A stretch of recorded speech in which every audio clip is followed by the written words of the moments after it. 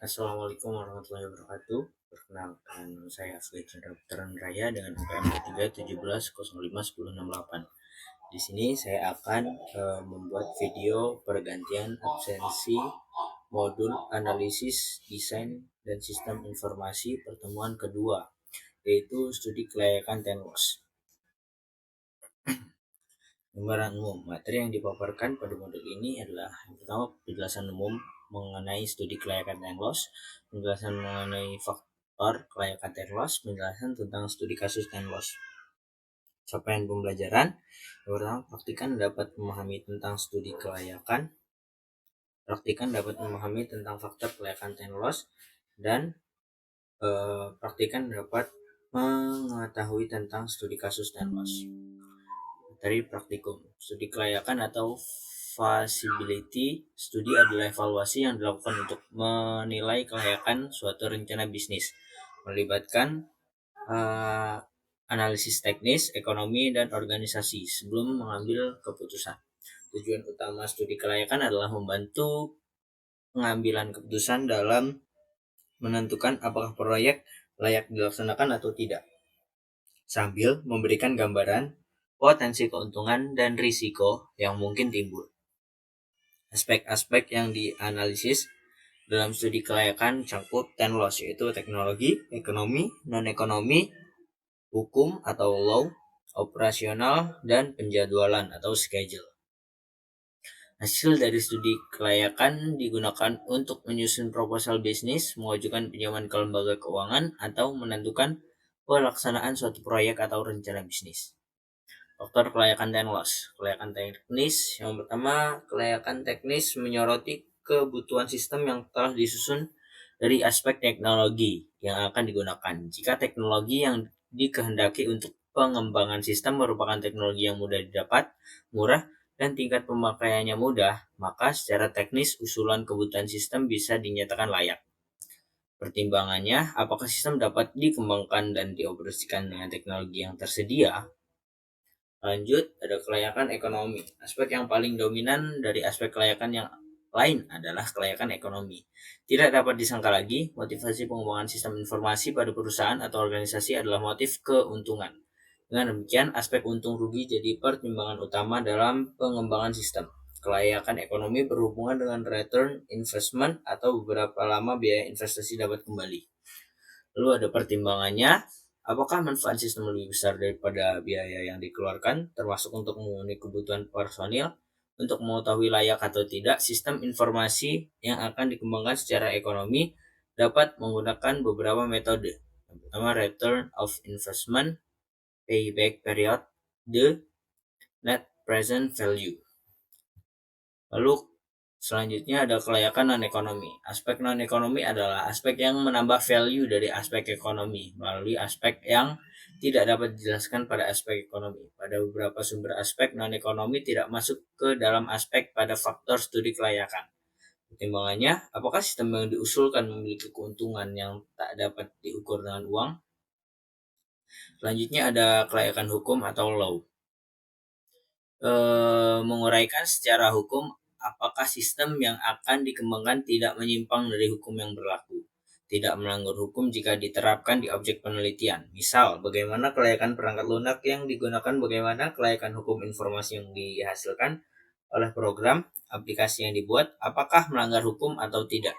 Dengan pertimbangan, apakah sistem yang diusulkan tidak bertentangan dengan etika atau hukum, apakah terdapat kendala yang berbahaya yang dilanggar. Selanjutnya, kelayakan operasional. Penilaian terhadap kelayakan operasional digunakan untuk mengukur apakah sistem yang akan dikembangkan nantinya dapat dioperasikan dengan baik atau tidak di dalam organisasi. Dengan pertimbangan, apakah sistem yang diusulkan bisa cocok dengan budaya organisasi? Apakah level keahlian yang digunakan adalah sistem baru sesuai dengan pegawai yang akan mengoperasikannya? Selanjutnya ada kelayakan schedule. Penilaian kelayakan jadwal ini digunakan untuk menentukan bahwa pengembangan sistem akan dapat dilakukan dalam batas waktu yang telah ditetapkan. Dan pertimbangan, mungkinkah menerapkan sistem tersebut sesuai dengan jadwal yang telah ditetapkan? Lalu ada studi kasus TENLOS. Baik, Universitas ABC ingin mengembangkan sistem informasi akademik terpadu untuk meningkatkan efisiensi administrasi akademik dan pengalaman mahasiswa dalam mengakses layanan kampus. Sebelum mulai proyek ini, universitas melakukan studi kelayakan menggunakan metode TENLOS. Kelayakan teknologi Universitas ABC menilai bahwa teknologi yang dibutuhkan seperti database terpusat, sistem manajemen pembelajaran LMS, dan integrasi dengan portal akademik telah tersedia dan dapat diimplementasikan dengan mudah. Sistem ini juga dapat diakses melalui berbagai perangkat seperti komputer dan ponsel sehingga memudahkan mahasiswa dan dosen dalam penggunaannya. Lalu kelayakan ekonomi. Pihak universitas melakukan analisis biaya pengembangan sistem dan manfaat jangka panjangnya. Meskipun investasi awal cukup besar, dalam jangka panjang, sistem ini akan mengurangi beban administrasi manual, meningkatkan efisiensi pelayanan akademik, serta menghemat anggaran percetakan dokumen dan pengelolaan data mahasiswa. Lalu ada kelayakan non-ekonomi. Selain manfaat finansial, pengembangan sistem ini juga memberikan keuntungan non-ekonomi seperti meningkatkan kenyamanan mahasiswa dan dosen dalam mengakses informasi akademik seperti jadwal kuliah, nilai, dan KRS. Lalu mengurangi kesalahan administrasi yang sering terjadi dalam proses manual dan meningkatkan citra universitas sebagai institusi pendidikan yang lebih modern dan berbasis teknologi. Kelayakan hukum, Universitas ABC memastikan bahwa sistem informasi ini mematuhi regulasi terkait perlindungan data mahasiswa seperti Undang-Undang Perlindungan Data Pribadi. Selain itu, sistem ini juga dirancang untuk memenuhi standar akreditasi perguruan tinggi yang berlaku. Selanjutnya, kelayakan operasional. Universitas menilai bahwa tenaga administrasi dan staf IT siap untuk mengelola sistem ini. Selain itu, universitas akan memberikan pelatihan kepada dosen dan mahasiswa agar mereka dapat menggunakan sistem dengan optimal. Lalu selanjutnya ada kelayakan schedule. Pihak universitas telah menyusun jadwal pengembangan sistem, kemudian mulai dari tahap analisis kebutuhan, desain sistem, uji coba, hingga implementasi penuh. Jadwal ini disesuaikan dengan kalender akademik agar tidak mengganggu aktivitas perkuliahan. Kesimpulannya, berdasarkan hasil evaluasi Universitas ABC menyimpulkan bahwa pengembangan sistem informasi akademik terpadu layak untuk dilaksanakan. Setelah implementasi sistem ini berhasil, meningkatkan efisiensi administrasi, mempercepat akses informasi akademik, dan memberikan pengalaman yang lebih baik bagi seluruh civitas akademika. Baik, di sini ada post-test, sistem informasi manajemen. Penelitian merupakan salah satu sistem yang dikembangkan untuk mendukung pengelolaan data penelitian di Universitas PQR.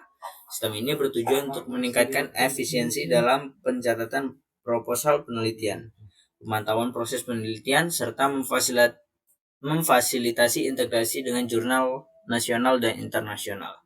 Sistem ini memungkinkan dosen dan mahasiswa untuk mengelola penelitian mereka secara digital melalui fitur pencatatan penelitian, pencarian referensi akademik, kolaborasi daring, serta pelaporan hasil penelitian. Selain itu, sistem ini juga dirancang agar dapat diakses dengan mudah dari berbagai perangkat guna memastikan fleksibilitas bagi para pengguna. Dengan adanya sistem informasi manajemen penelitian, diharapkan proses penelitian dapat berjalan lebih terstruktur, meningkatkan efektivitas kolaborasi antar peneliti, serta mempercepat publikasi ilmiah di lingkungan akademik. Baik, sekian video